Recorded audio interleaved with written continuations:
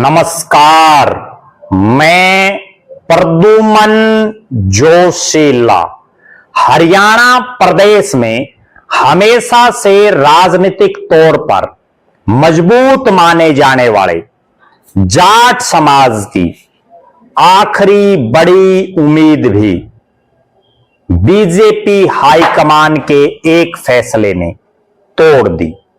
जी हां, राजनीतिक तौर पर जाट समाज का हरियाणा प्रदेश में गठन से लेकर के और गठन से पहले के संयुक्त पंजाब में अपना एक प्रभाव रहा है।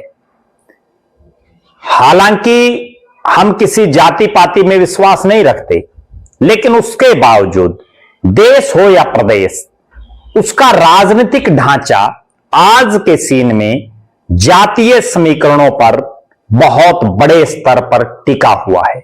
हर राजनीतिक पार्टी जातीय समीकरणों को मद्देनजर रख के अपने ज्यादातर फैसले लेती है, ज्यादातर टिकटें बांटती है, ज्यादातर पद बांटे जाते हैं। इसी कड़ी में भारतीय जनता पार्टी, जो हरियाणा में पिछले लगभग 11.5 साल से सत्ता में है, उससे अगर सबसे बड़े स्तर पर कोई समाज नाराज दिखाई दे रहा है तो वो जाट समाज है। जाट समाज लोकसभा के चुनाव हो या विधानसभा के चुनाव, हर बार मुखर आवाज उठाता है। बड़े भारी सतर पर जाट समाज से आने वाले नेता बीजेपी के विरोध में दिखाई देते हैं। हालांकि बीजेपी में जाट समाज से आने वाले बहुत से नेता पदाधिकारी भी हैं, मंत्री भी हैं, विधायक भी हैं, सांसद भी हैं, चेयरमैन भी हैं, अलग अलग पदों पर हैं।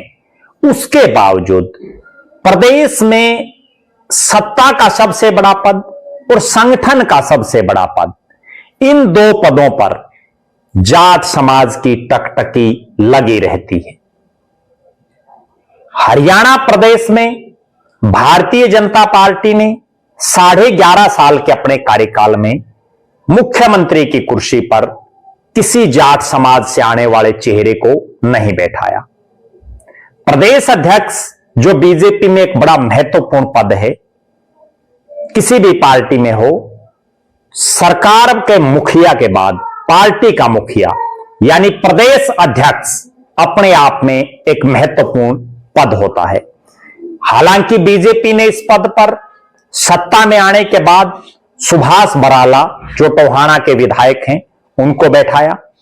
ओम प्रकाश टोहाना से विधायक थे उस समय सुभाष बराला, उनको यह जिम्मेदारी दी। और उसके बाद ओम प्रकाश धनखड़, जो बादली से विधायक रहे, प्रदेश की सरकार में कृषि मंत्री भी रहे, उनको भी प्रदेश अध्यक्ष बनाया गया।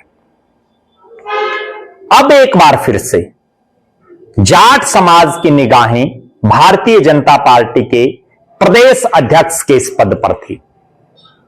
बहुत से नेताओं के नाम चर्चा में थे। चूंकि भारतीय जनता पार्टी ने पहले मनोहर लाल खट्टर साहब को हरियाणा का मुख्यमंत्री बनाया, पंजाबी समाज से आते हैं, और वर्तमान में बैकवर्ड समाज से आने वाले नायब सैनी को प्रदेश का मुख्यमंत्री बनाया हुआ है। मोहनलाल बड़ोली ब्राह्मण समाज से आते हैं, प्रदेश के अध्यक्ष अभी अभी हटे हैं। इस हालात में बहुत से ऐसे चेहरे राजनीतिक गलियारों में चर्चाओं में थे कि इनमें से किसी को बीजेपी प्रदेश अध्यक्ष बना करके, जो हरियाणा प्रदेश का एक बहुत बड़ा और एक मजबूत वोट बैंक जाट समाज है, उसको साध सकती है। क्योंकि फिलहाल हरियाणा की नायब सैनी सरकार में जाट समाज से आने वाले केवल 2 ही विधायक मंत्री हैं, जिनमें महिपाल ढांडा और श्रुति चौधरी। महिपाल ढांडा का अपना एक प्रभाव है, प्रदेश में घूमते भी रहते हैं, लेकिन श्रुति चौधरी, जो चौधरी बंसीलाल की राजनीति को आगे बढ़ा रहे हैं, उनके पास विरासत को आगे बढ़ा रहे हैं, लेकिन वो प्रदेश में कोई विशेष सक्रिय नहीं है। केवल अपने इलाके में भी कभी कभार श्रुति चौधरी दिखाई देती हैं। कोई विशेष प्रभाव वो जाट समाज हो या प्रदेश की राजनीति, उसमें अपना नहीं बना पाई है। प्रदेश अध्यक्ष की रेस की अगर बात करें तो पूर्व कृषि मंत्री, पूर्व वित्त मंत्री जयप्रकाश जेपी दलाल, पूर्व वित्त मंत्री कैप्टन अभिमन्यु, पूर्व प्रदेश अध्यक्ष रहे वर्तमान में राष्ट्रीय सचिव ओम प्रकाश धनखड़, भारतीय जनता पार्टी हरियाणा प्रदेश के महामंत्री सुरेंद्र पूनिया और सरकार में एक महत्वपूर्ण जिम्मेदारी को निभा रहे धूमन सिंह किरमिच, इनके साथ साथ प्रदेश सरकार के कैबिनेट मंत्री महिपाल ढांडा का नाम बड़े जोरों शोरों से राजनीतिक गलियारों में चल रहा था। कई जगह यह भी चर्चा थी कि किसी नए चेहरे को भी पार्टी कमान दे सकती है, लेकिन बीजेपी ने प्रदेश की महामंत्री डॉक्टर अर्चना गुप्ता, जो वैश्य समाज से आती हैं, उनको बीजेपी का प्रदेश अध्यक्ष बना दिया पार्टी आलाकमान ने, और जाट समाज से आने वाले बहुत से नेताओं की उम्मीदों पर पानी फिर गया। हालांकि भारतीय जनता पार्टी एक अनुशासित पार्टी है, कोई भी नेता बाहर आकर के ये नहीं कहता कि उनकी इच्छा थी बनने की, सब अर्चना गुप्ता को बधाई दे रहे हैं। लेकिन जो राजनीतिक गलियारे हैं उनमें यह चर्चा लगातार थी, जाट समाज में भी यह चर्चा थी कि हो सकता है भारतीय जनता पार्टी आने वाले पंजाब और उत्तर प्रदेश के चुनाव को देखते हुए और भविष्य में हरियाणा के विधानसभा और देश के आम चुनाव को देखते हुए जाट समाज से आने वाले किसी शख्स को प्रदेश अध्यक्ष बना सकती है। मुख्यमंत्री की रेस में वर्तमान में जाट समाज से कोई नेता नहीं दिखाई दे रहा। प्रदेश अध्यक्ष की रेस में कई चेहरे रहे, बहुतों की उम्मीदें भी थी, लेकिन एक ही झटके में, एक ही फैसले में जाट समाज की आखिरी बड़ी उम्मीद जो बीजेपी से थी वो टूट गई है। अब इसका भविष्य में क्या रहेगा, परिणाम रहेगा? जाट समाज क्या बीजेपी को जिस तरह से बड़े स्तर पर बीजेपी के खिलाफ वोटिंग करता रहा है, क्या अगले विधानसभा और लोकसभा चुनाव में वही सीन फिर से देखने को मिलता है, या भारतीय जनता पार्टी की वर्तमान सरकार और बीजेपी आलाकमान जाट समाज से आने वाले नेताओं को कहीं एडजस्टमेंट और कर दे, जिससे एक समाज में एक मैसेज बीजेपी दे सके? क्योंकि कोई भी पद जब दिया जाता है तो कहीं ना कहीं उसका राजनीतिक गलियारों, सामाजिक गलियारों में एक प्रभाव जरूर पड़ता है। हालांकि भारतीय जनता पार्टी ने जाट समाज से आने वाले कुछ एक नेताओं को बड़ी चौधर भी देने का काम किया। देश का उपराष्ट्रपति भी जाट समाज से आने वाले एक शख्स को बनाया गया, राज्यपाल बनाए गए, प्रदेश अध्यक्ष भी बनाए गए, मंत्री बनाए गए, विधायक बनाए गए। लेकिन अब जो ये उम्मीद टूटी है, इसका आने वाले चुनाव में कितना असर पड़ता है, ये अपने आप में बहुत सोचने वाली बात है।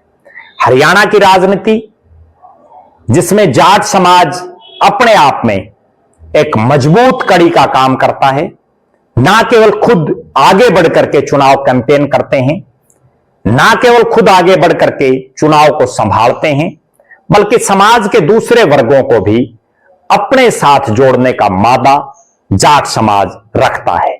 2016 में हरियाणा में जिस तरह से जाट आरक्षण आंदोलन हुआ और उसके बाद प्रदेश में जिस तरह का सामाजिक और राजनीतिक ढांचा हुआ, उसमें जरूरी था और अब मौका भी था बीजेपी के पास जाट समाज को अपने साथ बड़े स्तर पर खड़ा करने का।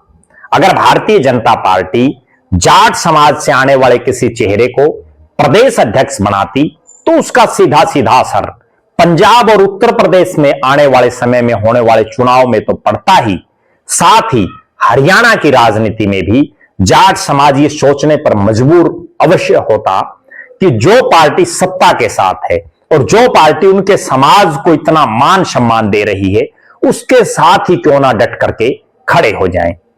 बहरहाल अब प्रदेश अध्यक्ष नई बन गई हैं। डॉक्टर अर्चना गुप्ता को बीजेपी का प्रदेश अध्यक्ष बनाया गया है।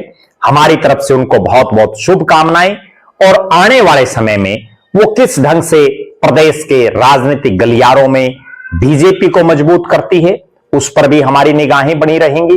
और जाट समाज से आने वाले नेताओं को क्या बीजेपी आने वाले समय में कोई चौधर देगी या उन पर लगा कांटा जारी रहेगा, इस पर हमारी निगाहें रहेंगी। आप दर्शक अपनी बेबाक राय जरूर रखें कि क्या भारतीय जनता पार्टी जाट समाज को सही ढंग से राजनीतिक प्रतिनिधित्व दे रही है, उनको उनका उचित हक दे रही है, या जाट समाज की चौधर को लगातार कम कर रही है बीजेपी। अपनी बेबाक राय जरूर रखें। बहुत बहुत धन्यवाद। आपका अपना प्रद्युमन जोशीला।